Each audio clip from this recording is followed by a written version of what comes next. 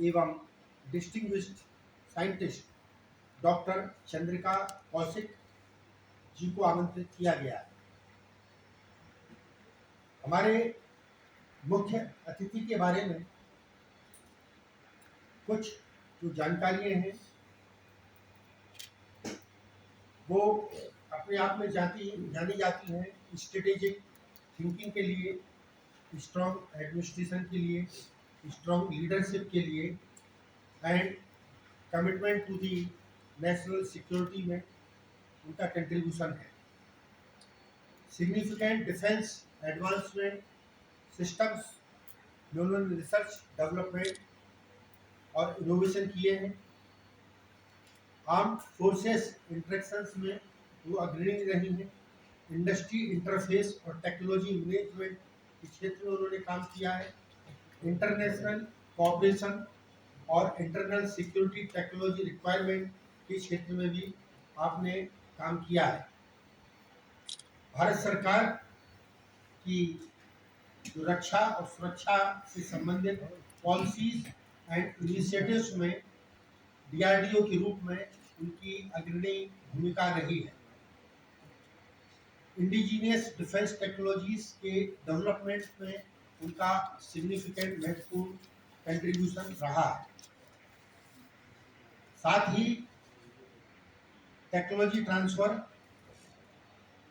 Capacity building के क्षेत्र में, डिफेंस एंड टेक्नोलॉजी के क्षेत्र में और स्टेम फील्ड में, साइंस टेक्नोलॉजी इंजीनियरिंग मैनेजमेंट के फील्ड में उन्होंने बहुत अच्छे कार्य भी किए हैं। उनका कैरियर, उनका कंट्रीब्यूशन डिफेंस रिसर्च डेवलपमेंट के रूप में बहुत महत्वपूर्ण है। इन सब उपलब्धियों के कारण ही उनको director general defence research and development organisation के रूप में नियुक्त किया गया है। ये विश्वविद्यालय के लिए बहुत गर्व की बात है कि हम रक्षा के क्षेत्र में, नवाचार के क्षेत्र में भारत को आत्मनिर्भर बना रहे हैं। हम चाहे तेजस की बात करें, हम ब्रह्मोस की बात करें या अन्य हमारे ड्रोन टेक्नोलॉजीज की बात करें, उसमें भारत आत्मनिर्भरता के साथ आगे बढ़ रहा है। तो विश्वविद्यालय द्वारा भी नामों के प्रस्ताव माननीय कुलाधिपति महोदया ऑनरेबल गवर्नर को भेजे गए, जिनके द्वारा मुख्य अतिथि के रूप में डॉक्टर चंद्रिका कौशिक जी को बुलाने पर सहमति व्यक्त की गई।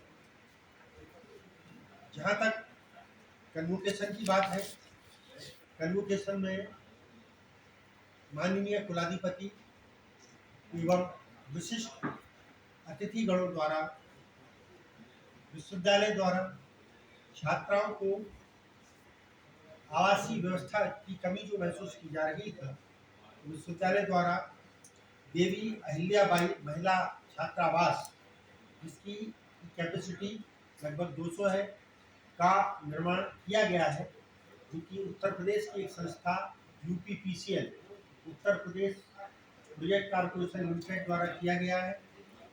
वह छात्रावास तैयार है, जिसको कि माननीय राज्यपाल महोदया एवं मंत्री जी और मुख्य अतिथि के द्वारा लोकार्पण किया जाएगा। इसके साथ ही जो हमारा एग्रीकल्चर फॉर्म है, जो कि लेबोरेटरी है एग्रीकल्चर डिपार्टमेंट की, वहाँ पर कुछ स्टूडेंट्स के लिए लेबोरेटरीज और कुछ क्लासरूम्स का भी निर्माण करवाया गया है, जिसका कि लोकार्पण किया जाएगा। अर्थशास्त्र एवं वित्त संस्थान जो डिपार्टमेंट ऑफ इकोनॉमिक्स है, उसकी एग्जिस्टिंग बिल्डिंग का एक्सटेंशन किया है, जिसमें लगभग 6 क्लासरूम्स का निर्माण किया गया है, उसका भी लोकार्पण किया जाएगा। जो हमारा डिपार्टमेंट ऑफ एजुकेशन है, जिसमें छात्रों की संख्या लगातार बढ़ रही है और छात्रों की डिमांड के अनुसार एजुकेशन बिल्डिंग का भी एक्सटेंशन किया गया है, वहाँ जो कुछ क्लासरूम्स निर्मित किए गए उसका लोकार्पण भी किया जाएगा। इसके साथ ही डिजिटल इंडिया और artificial intelligence, machine learning, cyber security और इंफॉर्मेशन एंड कम्युनिकेशन टेक्नोलॉजीज में छात्रों के बढ़ते हुए रुझान और कंप्यूटर्स का अधिक से अधिक उपयोग हो रहा है सभी शैक्षणिक प्रोग्राम में। इसके तहत विश्वविद्यालय द्वारा computer centre, computer resource centre भवन भी बनाया गया है, जिसका का भी लोकार्पण माननीय अतिथियों द्वारा किया जाएगा। इसके साथ ही हमारा जो फार्मेसी इंस्टीट्यूशन है, उसको भी NIRF 74 रैंक प्राप्त है, उसमें भी जो एजुकेशन ब्लॉक है फार्मेसी का, उसका भी एक्सटेंशन किया गया है, जिसमें कुछ क्लासरूम एवं सेमिनार हॉल भी बनाए गए।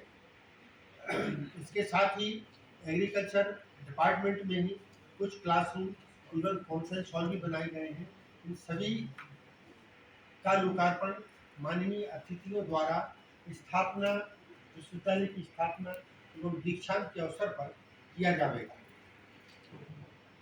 इसके आगे अगर हम चलते हैं तो कुछ आने वाले वर्षों के लिए कुछ परियोजनाएं हैं, जिनका की शिलान्यास महामहिम कुलाधिपति महोदया एवं मुख्य अतिथि द्वारा किया जाएगा, जिसमें प्रमुख रूप से है कुछ शिक्षकों को हेतु आवासों के निर्माण का कार्य किया जा रहा है, जिसके लिए उत्तर प्रदेश शासन द्वारा हमको अनुदान प्रदान किया गया।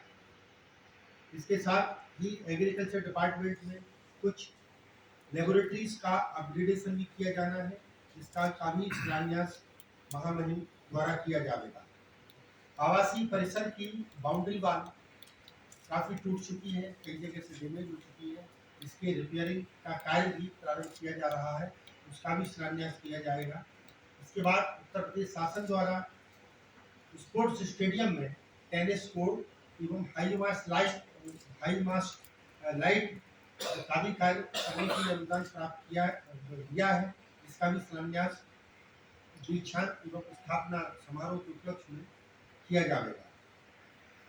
निश्चित ही बहुत प्रसन्नता का विषय है कि स्थापना के 51वें वर्ष में जब हम प्रवेश कर रहे हैं, हम कई चीज़ों का, कई भवनों का लोकार्पण करवा रहे हैं, आगे वाली परियोजनाओं के लिए शिलान्यास करवा रहे हैं। आप सभी लोग बुंदेलखंड के हैं, आप लोग भी आगे बढ़ रहे हैं, बुंदेलखंड क्षेत्र भी आगे बढ़ रहा है, खासी भी प्रगति की ओर है उत्तर प्रदेश सरकार और भारत सरकार की नीतियों के अनुसार, और यह विश्वविद्यालय भी आपकी शुभकामनाओं से लगातार आगे बढ़ रहा है।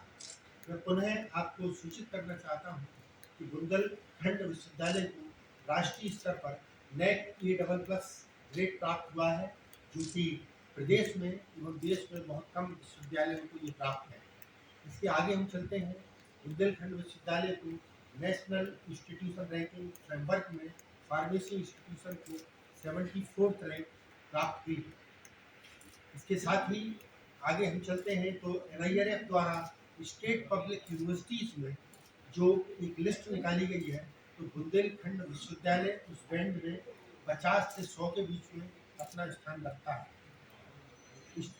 NIRF की रैंकिंग और बैंड में स्थान होने के कारण बुंदेलखंड विश्वविद्यालय को PM ऊषा मेरू प्रधानमंत्री उच्चतर शिक्षा अभियान के अंतर्गत multidisciplinary education and research university के तहत भी सिलेक्ट किया गया है। उन्हें आपको सूचित करते हैं कि पूरे भारतवर्ष में PM ऊषा मेरू, जो कि भारत सरकार शिक्षा मंत्रालय की एक महत्वाकांक्षी परियोजना है, के तहत मात्र 26 विश्वविद्यालय पूरे भारतवर्ष में चयनित हैं और उत्तर प्रदेश में मात्र 6 विश्वविद्यालय चयनित हैं, जिसमें आपका अपना बुंदेलखंड विश्वविद्यालय भी शामिल है। इन उपलब्धियों के साथ जब आगे चलते हैं, भारत सरकार की एक महत्वाकांक्षी परियोजना है ANRF अनुसंधान नेशनल रिसर्च फाउंडेशन, जिसमें भी बुंदेलखंड विश्वविद्यालय का चयन हुआ है, जिसमें कि बुंदेलखंड विश्वविद्यालय स्पोक के रूप में IIT इंदौर के साथ काम कर रहा है। IIT इंदौर हब इंस्टीट्यूशन रहेगा, हम लोग उसके स्पोक रहेंगे, जिसमें भारत सरकार द्वारा लगभग 70